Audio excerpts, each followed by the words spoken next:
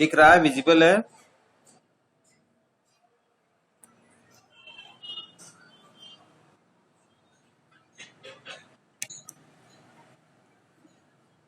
रवि,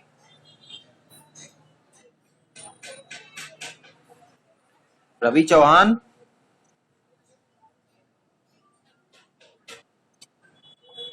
पढ़ाई हो रही है बेटे? अच्छा।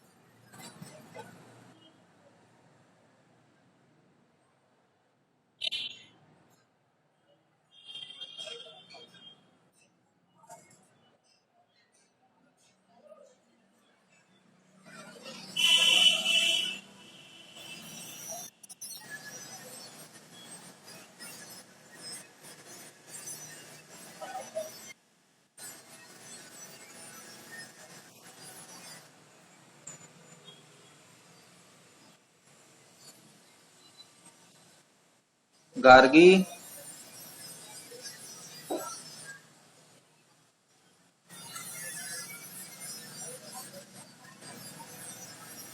गार्गी, पढ़ाई हो रही है बेटे? अच्छा।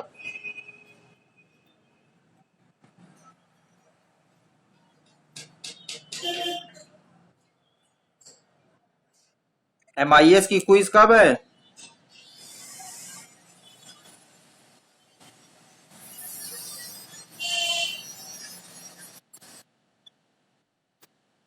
हैं? हाँ, थर्सडे को है, ध्यान रखना, फ्राइडे को नहीं है। 12, 12।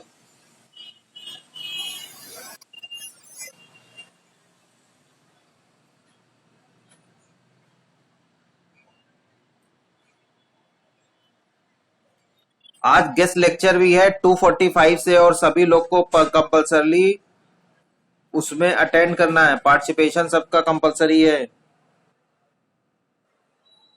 ठीक है?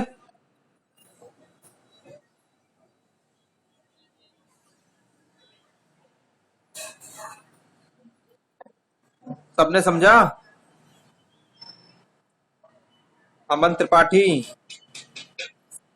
हाँ, गेस्ट लेक्चर में सभी को रहना है, सिर्फ थर्ड सेमेस्टर के ही बच्चे रहेंगे, आप ही के लिए मैं करा रहा हूँ। पास आउट स्टूडेंट है, TCS में जॉब इस समय कर रही हैं, वो अपने कुछ व्यूज आपसे शेयर करेंगी about SDLC। Actually practical implementation SDLC का वही बता पाएंगे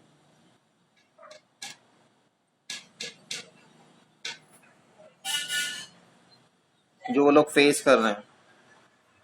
now today continuation of business information system, जिसमें हम लोग ने marketing information system, accounting information system, manufacturing information system, human resource information system पढ़ा। Last but not least, financial information system is going to be discuss today. So financial information system, भाई बहुत late से join हो रहा है। Financial information system या computerised based, computer based financial information system support financial matters managers in decision. जितने भी financial matters जो कंसर्न होते हैं for any software solution system और द इंफॉर्मेशन सिस्टम और the MIS is deal with the financial information system. Okay, the main concern in the financial information systems are, first one is financing of a business,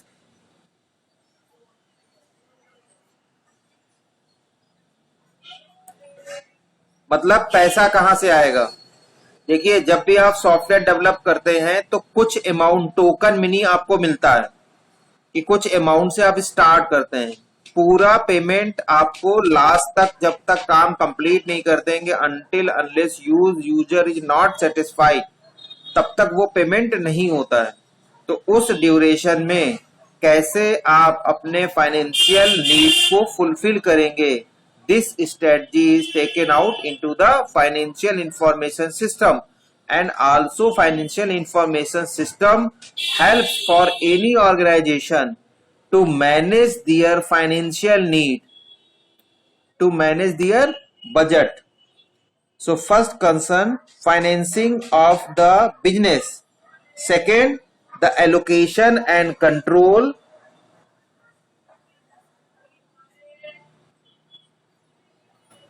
of financial resources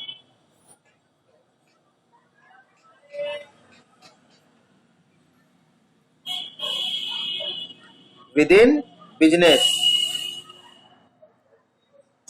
दूसरा important point, जब तक आपने एक तो financing जितनी भी है वो आप बिजनेस की देख ली, फिर एलोकेशन एंड कंट्रोल, किस पर्टिकुलर डिपार्टमेंट को कितना फाइनेंस और बजट एलोकेट करना है, और कंट्रोल का मतलब उसको मैनेज किस तरह से करना है, ये सारा काम भी financial information system financial department में होता है। तो दो ही इसके मेन इंपॉर्टेंट टर्म है, पहला financing of the business, second allocation and control of financial resources किसी भी बिजनेस में, जो मेन टास्क इनका यही होता है। There are various process by which financial information system work out. Processes आपको मैं डिस्कस कर ले रहा हूं, हालांकि आप लोग सब लोग इससे अवेयर भी हैं, अभी आपने अकाउंटिंग में आपने पढ़ा था। इसमें फर्स्ट होता है आपका cash management.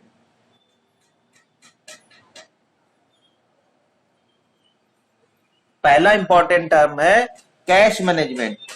Cash management system collects information on all cash receipts and disbursement और distribution within a organization on a real time और periodic base।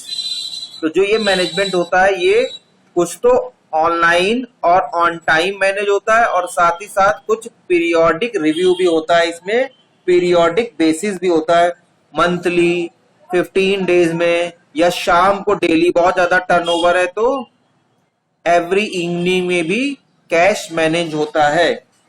आप देखिए जितना भी बैंकिंग सिस्टम होता है, जब बैंकिंग में कोई भी ट्रांजेक्शन स्टार्ट होता है, before all cash should be written, entry should be drawn against the whatever assets in the morning and after closing of working hours। उसके बाद भी एक पूरा फॉर्म बनता है, एक वाउचर क्लोजिंग का भी उसमें ड्रॉन किया जाता है। ये सब आपको पता है कि नहीं पता है? आप कभी बैंक में गए होंगे, अगर आप अर्ली चले जाते हैं तो लोग बताते हैं अभी कैश निकल रहा है। कैश निकलने का मतलब ये होता है कि जो शाम को जो वाउचर डाला गया है वो मैच होता है, और जो हमारे पास इस समय फिजिकल कैश है उससे मैच किया जाता है। कितने 200 के नोट थे, कितने 2000 के नोट है, कितने 100 के नोट है, कितने 500 के नोट है, इवन क्वाइंस आल्सो। और शाम को भी जब आप पूरे दिन का ट्रांजेक्शन कर लेते हैं उसके बाद सब पता रहता है कितने 200,000 के नोट आए, कितने गए, कितने 500 के नोट आए, कितने गए, एंड फाइनली शाम को फिर से एक वाउचर बाकायदा बनता है और उसको भी एंटर किया जाता है, तो कैश मिलाया जाता है।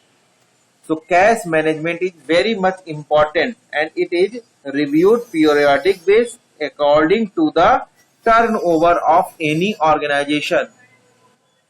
ये समझ में आया? सब लोग अवेयर है इससे, कैश मैनेजमेंट से, इस स्टेप से सब लोग अवेयर है?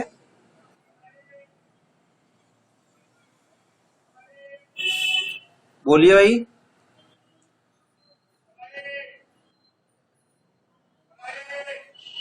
आदित्य सिंह, आदित्य सिंह, आदित्य कुमार सिंह, हाँ, अवेयर है कैश मैनेजमेंट से? बोल क्यों नहीं रहे?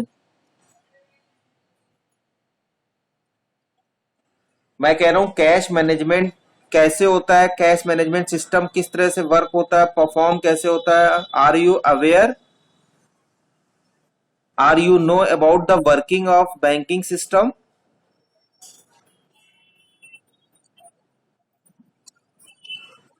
हाँ, तो कैश मैनेजमेंट का मतलब यही हुआ कि जितना भी कैश आपके पास टर्नओवर हो रहा है, साथ ही साथ ये फोरकास्टिंग, जो फोरकास्टिंग मतलब जो हमने बताया ना पीरियोडिक रिव्यू, तो periodic review is also postpone और prepone according to the turnover of your cash management.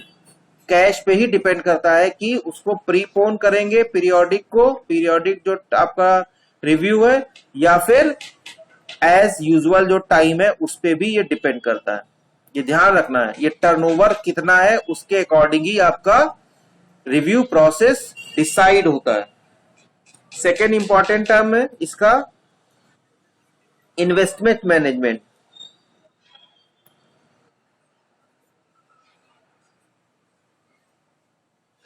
Investment management जो इंफॉर्मेशन सिस्टम इन फाइनेंस या फाइनेंशियल इंफॉर्मेशन सिस्टम में जो सेकेंड टर्म होता है वो इन्वेस्टमेंट मैनेजमेंट का होता है। मींस जैसे कि कहां कहां पैसा आपको इन्वेस्ट करना है, कहां कहां बजट एलोकेट करना है। ये शॉर्ट टर्म हो सकता है और लॉन्ग टर्म हो सकता है, या डिफरेंट डिफरेंट सिक्योरिटीज पर्पस को कंसर्न करते हुए आप इसको इन्वेस्ट कर सकते हैं। समझ रहे कहां कैसे पैसा लगाना है, एम्प्लॉय पे कहां पैसा लगाना है, किस तरह के एम्प्लॉय को हायर करना है, what is the need of employment, what is the need of higher category of employment. ठीक है, तो ये भी डिपेंड करता है इन्वेस्टमेंट मैनेजमेंट, और ये सब कुछ फाइनेंस डिपार्टमेंट ही टैकल करता है, हैंडल करता है। ठीक है, जो हम कहते हैं रिक्रूटमेंट प्रोसेस भी इसी पे डिपेंड करता है। जो फाइनेंशियल इंफॉर्मेशन सिस्टम के through you are able to know that if you have proper budget then only you are going to for the recruitment process. And जो एचआर है वो पहले रिक्वेस्ट भेजता है, उसके बाद फाइनेंस डिपार्टमेंट चेक करता है कि हाँ नए रिक्रूटमेंट के लिए वो तैयार है कि नहीं है, उनको सैलरी दे पाएंगे नहीं दे पाएंगे, और तब रिक्रूटमेंट प्रोसेस आपका परफॉर्म होता है।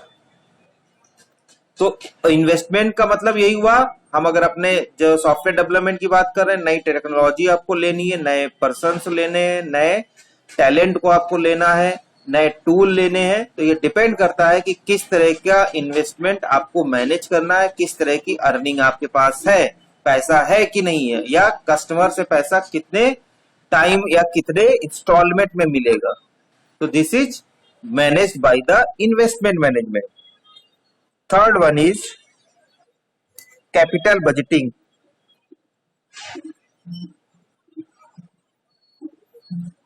कैपिटल का मतलब बता सकता है कोई?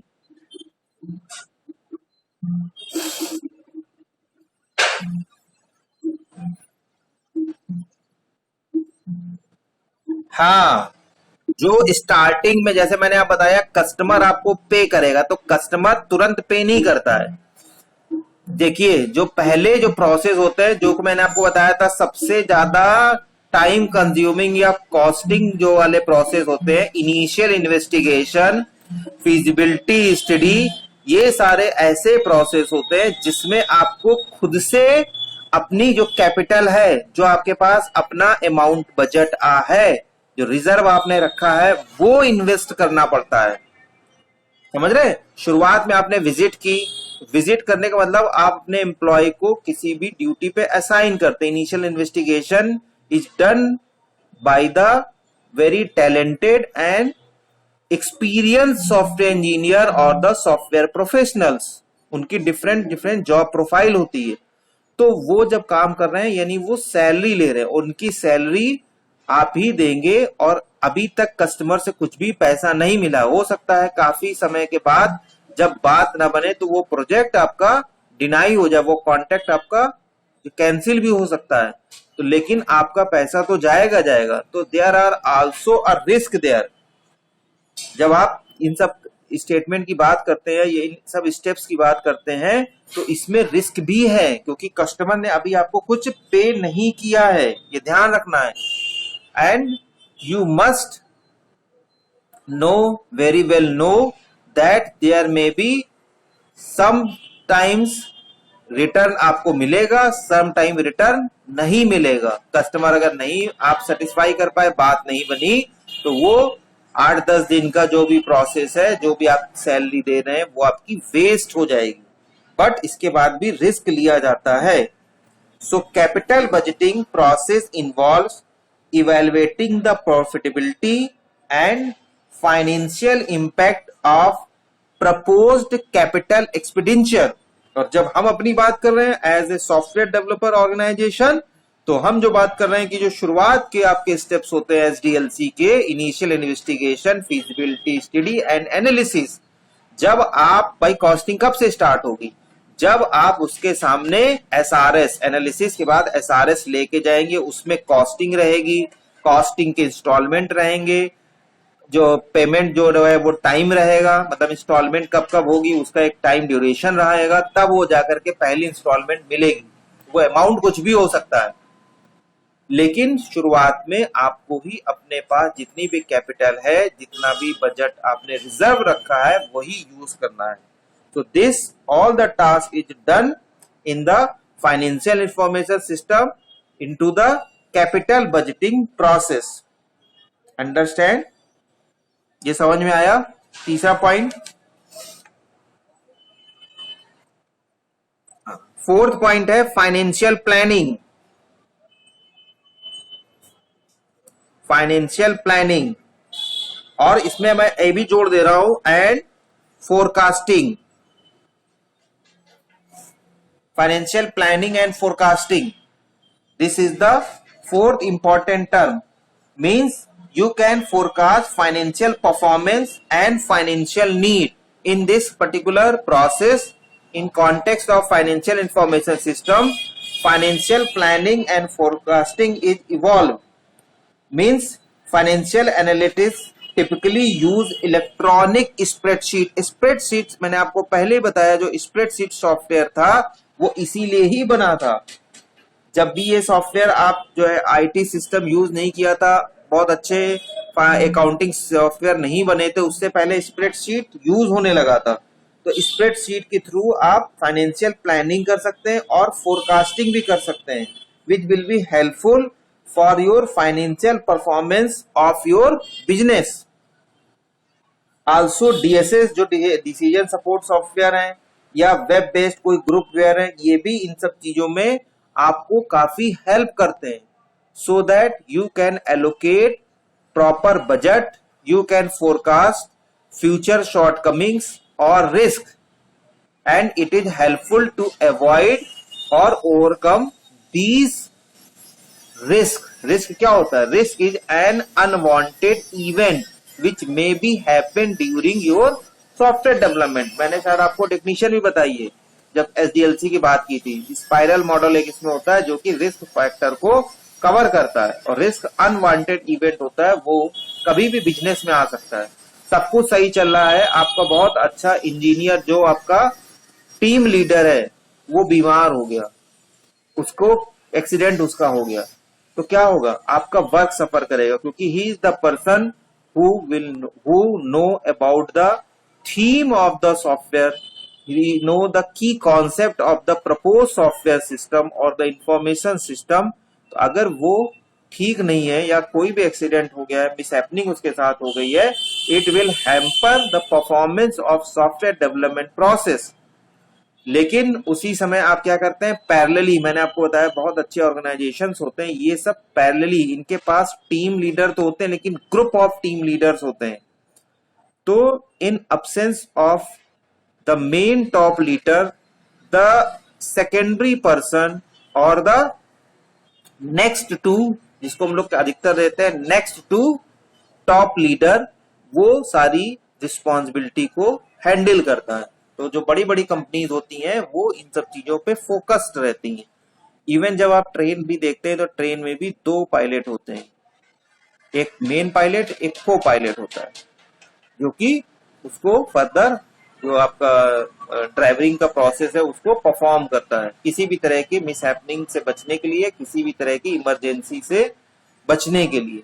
तो सेम यहाँ पे भी यही होता है। तो बहुत सारे ऑर्गेनाइजेशंस ये सब हैंडल करते हैं, और जो बजट है, हैंडल करने का मतलब ये सब कुछ डिपेंड करता है बजट और फाइनेंस पे। तो how this is important, this shows the importance of financial information system. जब आप कोई भी इंफॉर्मेशन सिस्टम बनाते हैं तो उसमें फाइनेंस वाला पार्ट जरूर से जरूर मेंशन करते हैं। अपना जो पीपल सॉफ्ट बना है उसमें भी अकाउंटिंग इंफॉर्मेशन सिस्टम और फाइनेंस इंफॉर्मेशन सिस्टम इंक्लूड है। उसी से पता चलता है कितनी फीस आ रही है, किसकी फीस जमा है, किसकी फीस नहीं जमा है, बाद में वो रेगुलेट किया जाता है। ठीक है, कुछ लोगों को कुछ उसमें बेनिफिट भी दिया जाता है कि भाई जिनके घर में थोड़ी परेशानी है उनको कुछ टाइम ड्यूरेशन दे दिया गया, कुछ लोगों को कुछ डिफरेंट तरीके से मोनिवेटरी फैक्टर जो है दिया जाता है, कुछ की फीस माफ कर दी जाती है। जो भी फैक्टर्स हैं डिपेंड करता है person to person and cases to cases.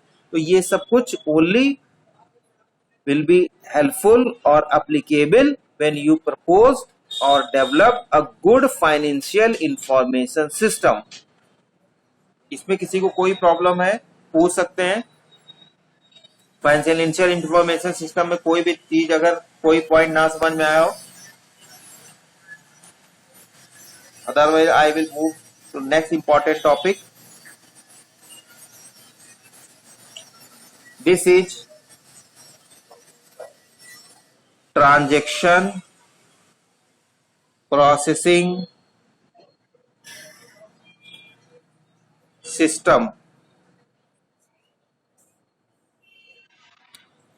देखिए अभी तक हम लोग ने जितनी बात करी वो सब कॉन्सेप्चुअल बातें होती, लेकिन अब इसको प्रोसेस किस तरह से करेंगे, चाहे वो आपका मार्केटिंग इंफॉर्मेशन सिस्टम हो और योर मैन्युफैक्चरिंग इंफॉर्मेशन सिस्टम हो और your accounting information system, human resource information system और ह्यूमन रिसोर्स मैनेजमेंट सिस्टम और financial information system. This will be carried out with the help of transactions. Transaction का मतलब वही होता है जो मैंने लास्ट में भी अभी आपको कल ट्यूट में ही बताया था, उसके पहले लेक्चर में बताया था।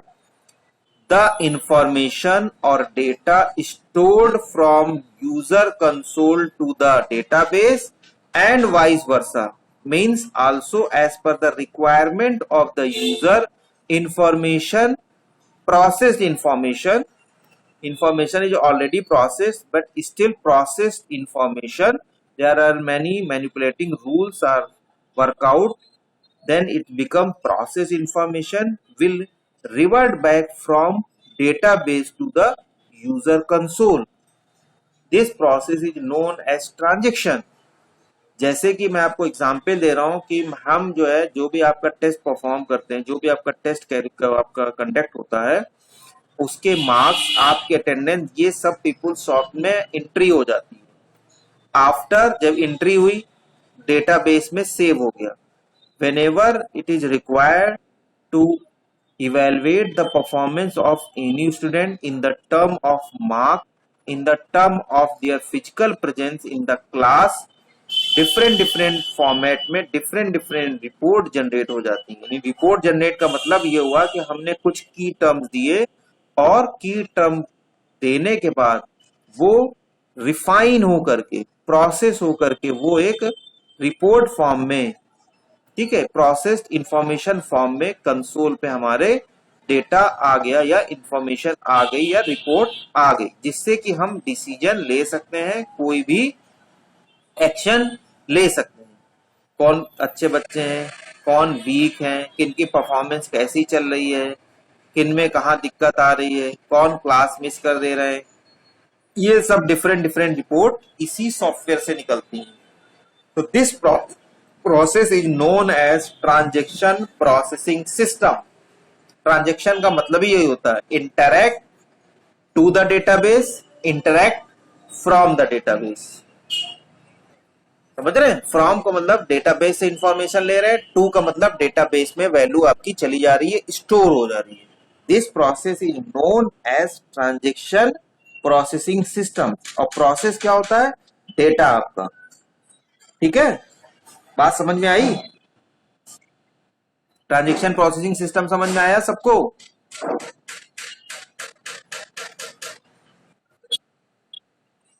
हाँ, now come to the transaction processing cycle.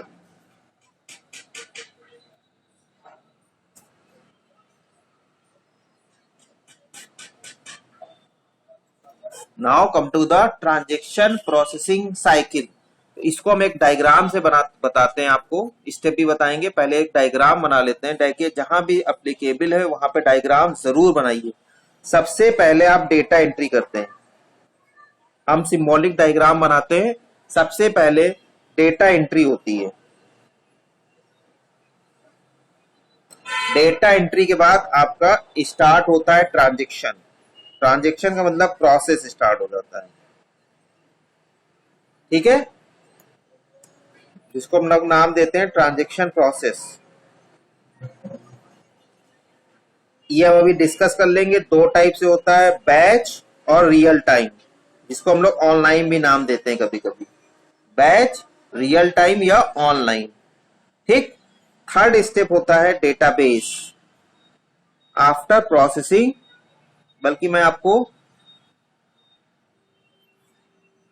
जो वर्किंग इंफॉर्मेशन है या जो वर्किंग मॉड्यूल है एरो के थ्रू ही बता दे रहा हूं। डेटा एंट्री होती है, उसका ट्रांजेक्शन परफॉर्म होता है और उसके बाद डेटाबेस में वैल्यू जाती है। देखिए मैंने जब ट्रांजेक्शन प्रोसेस में और डेटाबेस का जब कनेक्शन किया तो दोनों साइड एरो रखे हैं, ध्यान रखिएगा। दोनों साइड एरो का मतलब होता है कि डेटाबेस में वैल्यू आ भी रही है, डेटाबेस से वैल्यू जा भी रही है। इसको हम लोग कहते हैं डेटाबेस मैनेजमेंट सिस्टम या डेटाबेस मेंटेनेंस प्रोसेस, ठीक है। This is first process, this is your second process, this is your third process, database वाला हो जाता है। फोर्थ जो है आपका, ये आपका हो जाता है डॉक्यूमेंटेशन और report. Documentation and report generation, this is your 4 step. And fifth जो आपका हो जाता है, यहां पे होता है क्वेरी प्रोसेसिंग। क्वेरी या इंक्वायरी दोनों वर्ड सेम है, सिनोनिम से। क्वेरी हम लोग डेटाबेस का टर्म यूज करते हैं, इंक्वायरी जनरल टर्म यूज करते हैं। और जब आप इंक्वायरी प्रोसेस करते हैं तो ये भी ट्रांजेक्शन प्रोसेसेस से रिलेट होती है और वाइस वर्सा, ठीक है। क्वेरी जो है वो एक पर्टिकुलर प्रोसेस होता है, मॉड्यूल होता है, तो ये ट्रांजेक्शन प्रोसेस में हो जाती है। ट्रांजेक्शन प्रोसेस भी क्वेरी के थ्रू ही इंफॉर्मेशन शेयर करता है। तो this is the by directional process, this is fifth process. समझ में आया? डायग्राम देख पा रहे हैं आप सब लोग?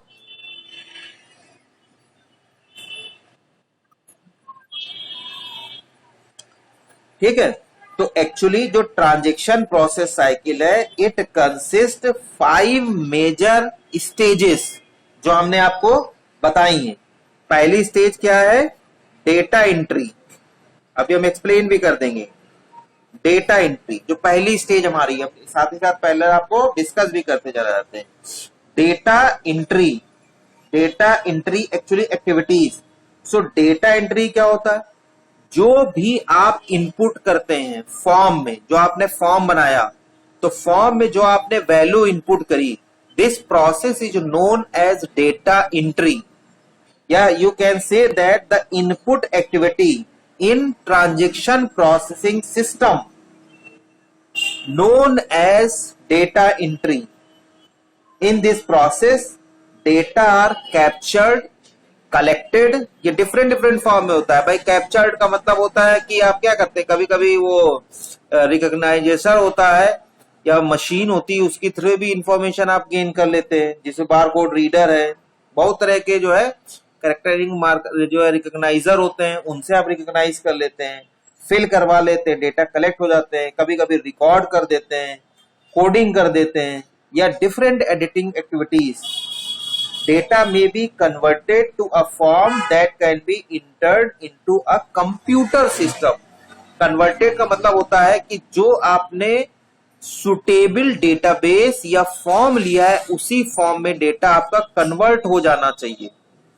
ध्यान रखिए, अगर आपका एक्सेस में डेटा है तो बहुत सारे ऐसे फॉर्म रहते हैं कि आप उसको कन्वर्ट कर ले, ठीक है। मैं डेटाबेस की बात कर रहा हूं, या अगर आप सिंपल फाइल की बात कर रहे हैं तो अगर आपकी फाइल पीडीएफ में है तो वो कन्वर्ट होकर के वर्ड फॉर्म में, अगर आपका फॉर्म कैपेबल है जहां आप नहीं लिखते हैं क्या कहते हैं अटैच वाला, तो अटैच में अगर आपने ये लगा के रखा है कंडीशन कि हम सिर्फ वर्ड की फाइल ही लेंगे और कोई एक्सेल या पीडीएफ में उसका डेटा पड़ा हुआ है तो वो भी कन्वर्ट हो जाता है।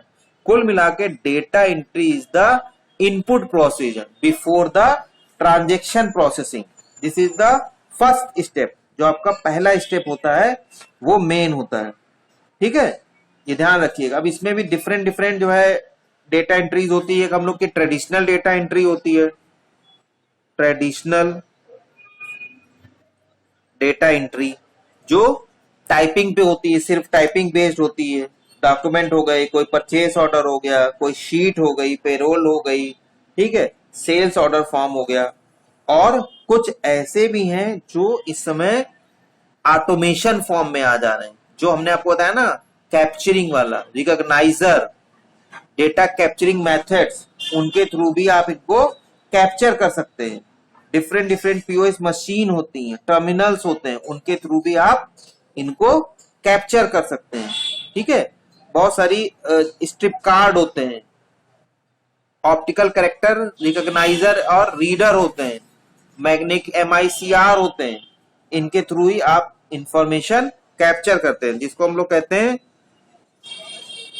Automated data entry. एक तो ट्रेडिशनल जिसमें आपने एंट्री कर दी, अटैचमेंट करा दिया, दूसरा automated data entry. Automated data entry का मतलब कि आपने किसी भी स्ट्राइप, कोई बारकोड रीडर, कोई ऑप्टिकल कैरेक्टर रीडर, एमआईसीआर, इन सब के थ्रू आपने डेटा कैप्चर कर लिया। Understand about the data entry. Second point is transaction processing. Second important point, transaction processing. So transaction processing process the data in two manners or the two ways. पहला batch processing.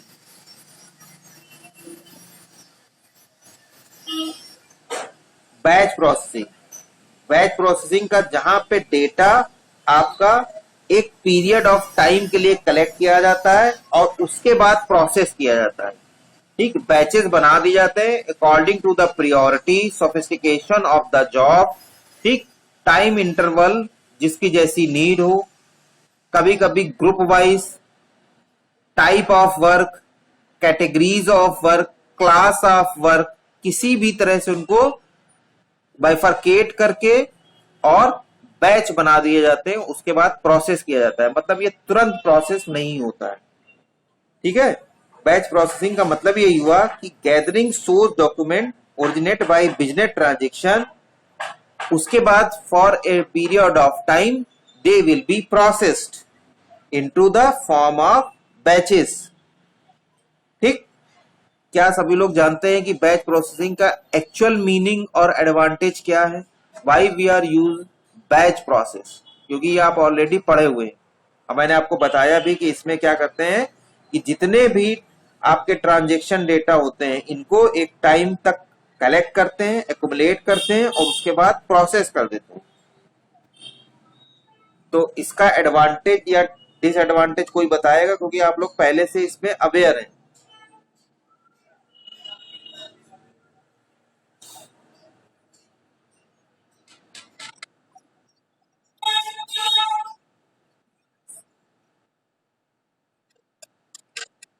अच्छा, very good. दूसरा,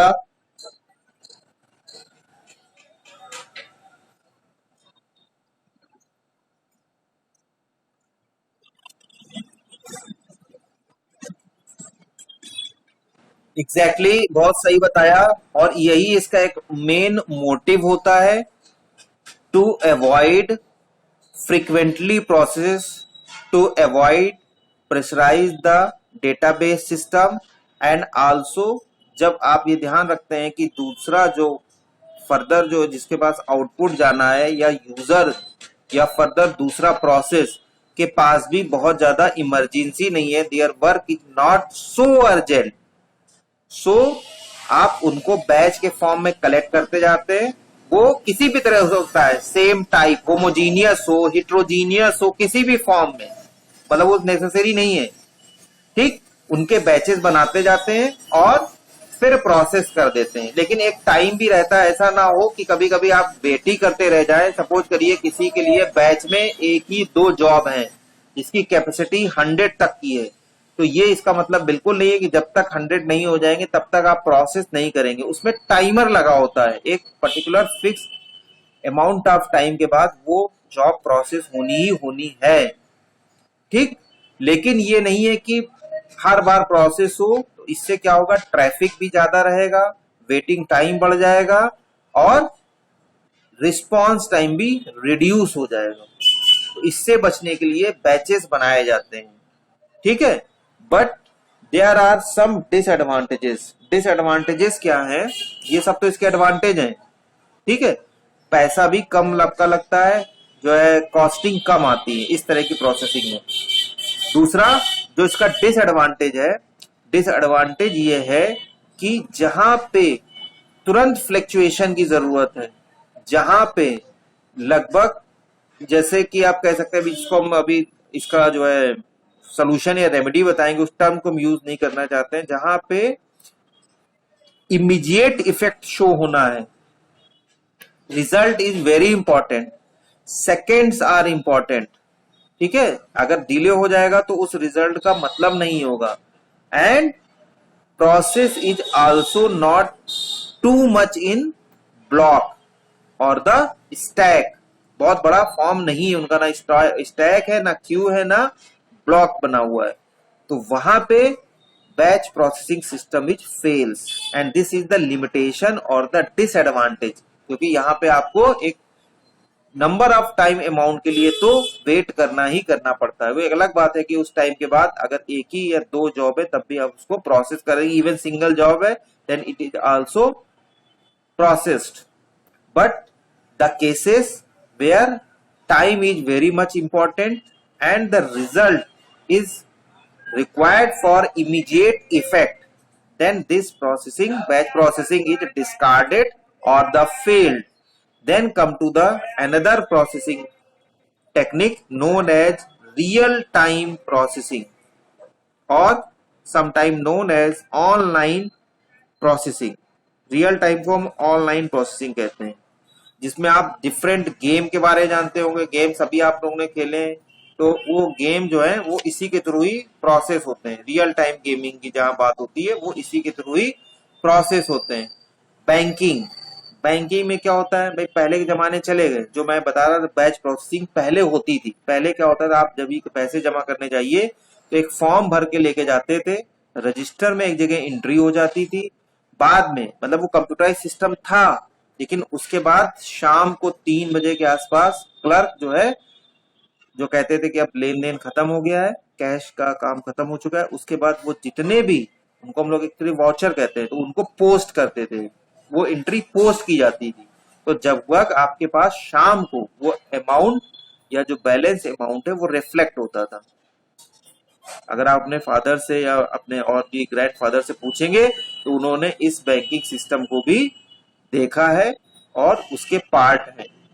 Nowadays, as soon as you deposited your cash, the balance amount will be reflected immediate in your account and a message is also or intimation is also popped on in your mobile phone or the email, जिसके through भी, अब banking system depend करता है कौन कैसे deal कर रहा है, तो या तो मैसेज आ जाएगा या फिर ईमेल आ जाता है, तो तुरंत चाहे वो जमा किया हो और या आपने डेबिट किया आपके अकाउंट से हुआ, या निकाला हो, विड्रॉ किया हो, या डिपॉजिट किया हो, ऐसा होता है कि नहीं होता है?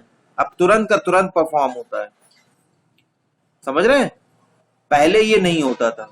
तो banking system, defence system, different robotics, rocket launching, 3D games, where real time processing is very much important.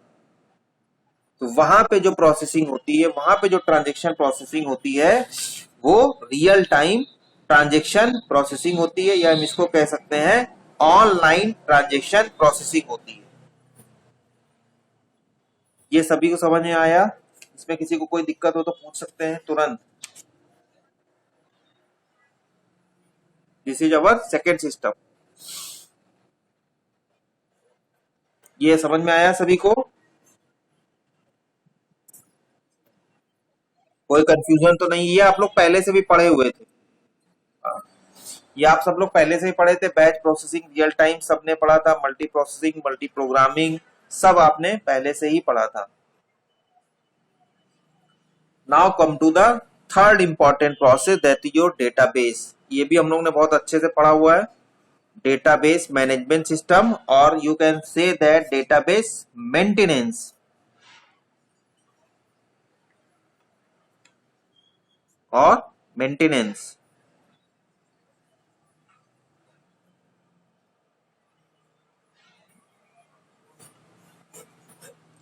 तो डेटाबेस जो मेंटेनेंस है या मैनेजमेंट है, दिस इज वेरी इंपॉर्टेंट और major activity of transaction processing.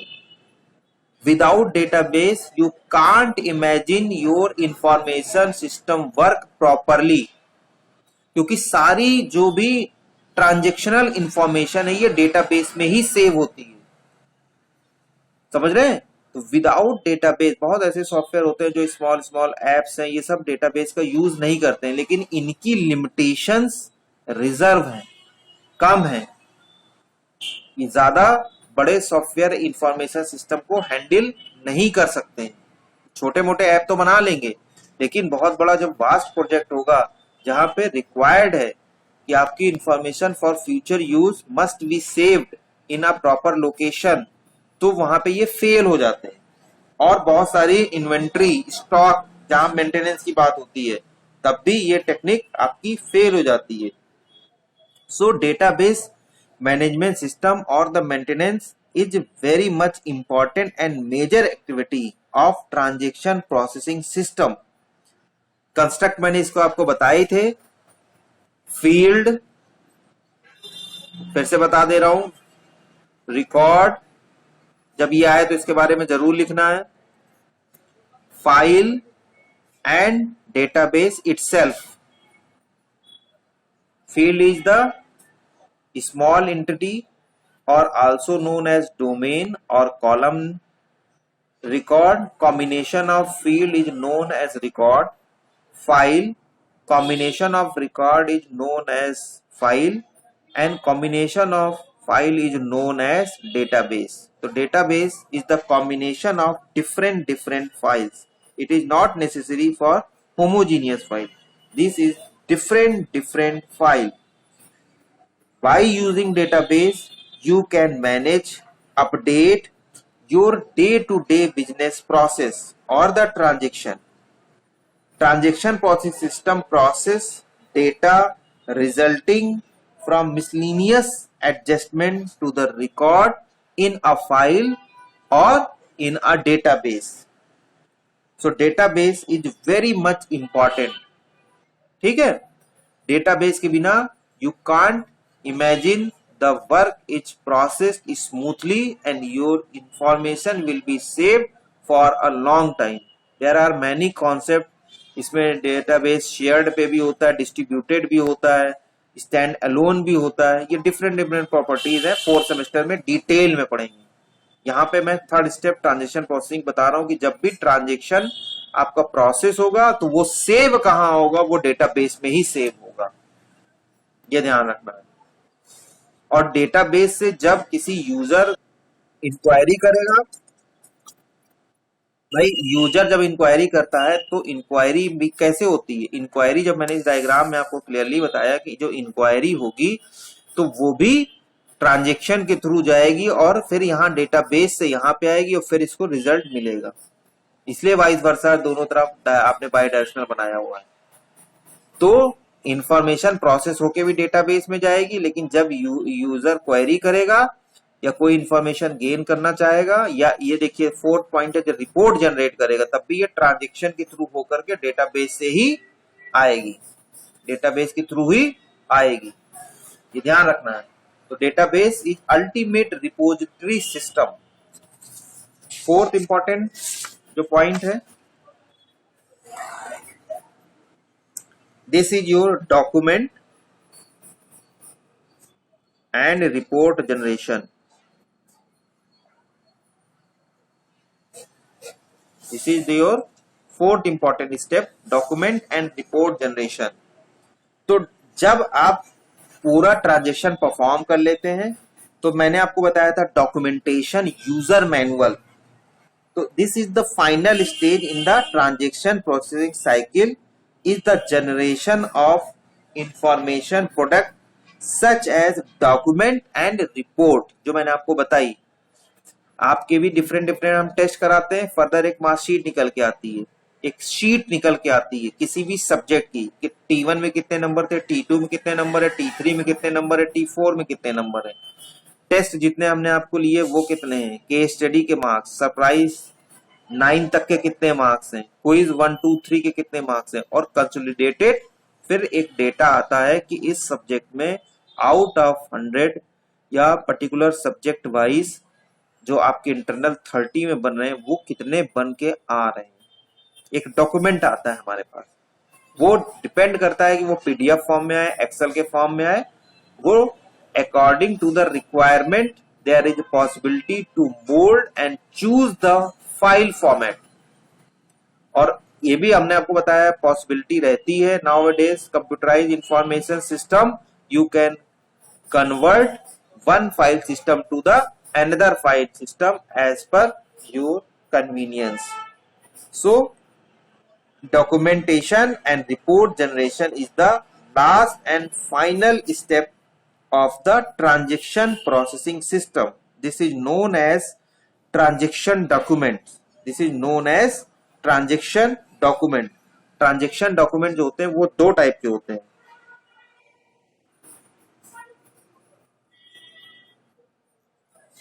To type के होते हैं. पहला होता है एक्शन डॉक्यूमेंट.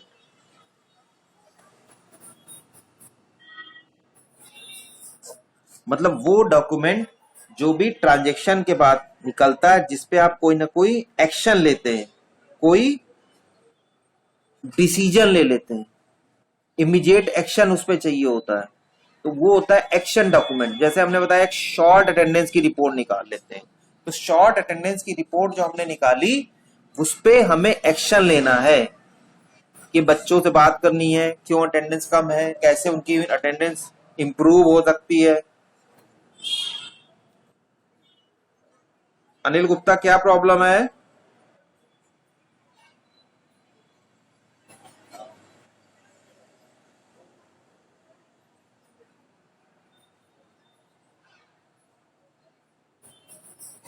अनिल, अंजलि,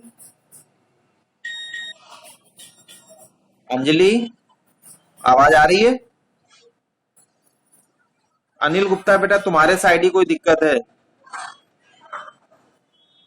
थोड़ा इसको मैनेज करो, तुम्हारे साइड ही दिक्कत है. ठीक है, उसके बाद भी कोई दिक्कत नहीं है. ये मैं जो है वीडियो तो अपलोड करता ही करता हूं, आप वहां से भी इसमें हेल्प ले सकते हैं अगर आपको साइड कोई दिक्कत है. कोई प्रॉब्लम नहीं. ठीक है, no need to worry, video will be uploaded. ठीक है Anil Gupta, no problem. So some documents is very much important. This is known as action document. जैसे ये डॉक्यूमेंट आता है रिपोर्ट के फॉर्म में या डॉक्यूमेंट के फॉर्म में, इस पे इमीडिएट एक्शन लिया जाता है. Other document is known as information document. Information document कुछ ऐसे डॉक्यूमेंट भी होते हैं जो फॉर इंफॉर्मेशन पर्पस होते हैं.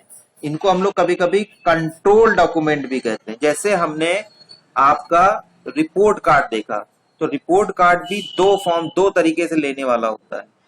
एक तो जिनकी परफॉर्मेंस कम है, जिनकी परफॉर्मेंस कम है, तो जिनकी परफॉर्मेंस पुअर है उनको तुरंत बताया जाता है, उस पर एक्शन लिया जाता है, एक्स्ट्रा क्लास या extra attention, and also identified their weaknesses, and also the person who is doing well उनको मोटिवेट किया जाता है. और वो रिपोर्ट कार्ड उनके लिए वर्क करता है एज ए इंफॉर्मेशन डॉक्यूमेंट. तो डॉक्यूमेंट जो है वो आपके दो तरह से होते हैं, action document and information document. And the nature of document and the result of document also shows the actual implementation of the document. Fifth last point आपका होता है इंक्वायरी और क्वेरी। देखिए कहीं कहीं इंक्वायरी मिलेगा आपको और कहीं कहीं क्वेरी मिलेगी। इंक्वायरी प्रोसेसिंग, इंक्वायरी प्रोसेसिंग का मतलब कि जब यूजर इंफॉर्मेशन डॉक्यूमेंट जो है वो चाह रहा है, जो डॉक्यूमेंट आपने बताया वो तो प्रोड्यूस हो रहा है, लेकिन उसके बाद यूजर डिफरेंट डिफरेंट इंफॉर्मेशन और डॉक्यूमेंट की वो भी प्रोसेस करता है, डिफरेंट इंक्वायरी और क्वेरी प्रोसेस करता है, डिफरेंट फॉर्म में क्वेरी प्रोसेस करता है, डिफरेंट मैनिपुलेटिव क्वेरीज प्रोसेस करता है, ठीक है, डिफरेंट पर्पस डिफरेंट रिजल्ट के लिए क्वेरी प्रोसेस करता है। This is known as query processing. तो query processing is done with the assistance of transaction processing and deal with the database management system. Query processing में आप यही काम ही करते हैं कि एक्चुअल में आपके ट्रांजेक्शन में क्या हो रहा है, इंफॉर्मेशन सिस्टम में क्या होता है, आप उसको पहचान लेते हैं, जान लेते हैं, और फ्यूचर एक्शन जो भी किसी भी ग्रुप में, किसी भी ग्रुप की कोई इंफॉर्मेशन कहां पे कहीं लैक हो रही है, वो दोनों ही में प्रोसेस हो जाती है, दोनों ही टाइप में प्रोसेस हो जाती है, चाहे वो बैच प्रोसेसिंग सिस्टम हो और रियल टाइम प्रोसेसिंग सिस्टम हो। This is known as query processing. कोई भी किसी भी तरह का क्वेश्चन, कोई भी कंफ्यूजन, कोई भी relevant processed manipulated information document file में प्रोसेस करना ही क्वेरी प्रोसेसिंग कहलाता है। एक तो रिपोर्ट जनरेशन, जो कि बाय डिफॉल्ट रिपोर्ट आपको मिलती है, जो कि हमेशा रहेंगी, आप बना के देते हैं यूजर को, और कुछ ऐसी होती हैं जो यूजर बाद में as the working as per the requirement generate करता है, वो उसकी क्वेरी हो जाती है। तो दोनों में अंतर समझिएगा, क्योंकि नहीं तो आप कंफ्यूज हो जाएंगे, ये रिपोर्ट क्या है और ये क्वेरी क्या है। रिपोर्ट जो फंडामेंटल रिपोर्ट्स होती है, नेसेसरी रिपोर्ट्स होती है।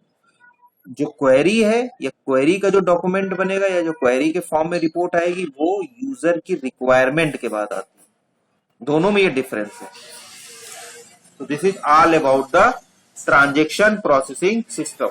इसमें किसी को कोई भी प्रॉब्लम है तो वो पूछ सकता है।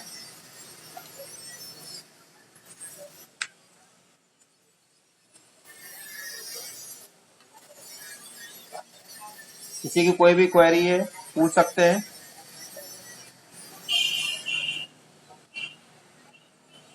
अटेंडेंस लिख दीजिए चैट बॉक्स पे।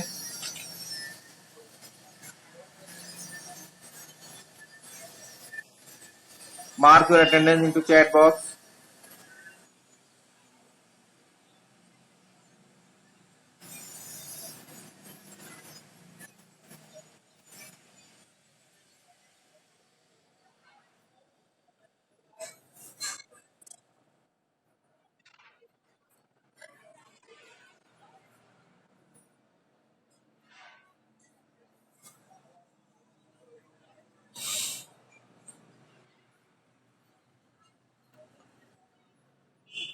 चैट बॉक्स में अटेंडेंस जरूर लिख दीजिए और उसके बाद एग्जिट कर दें। चलो शुरू कर दीजिए आप।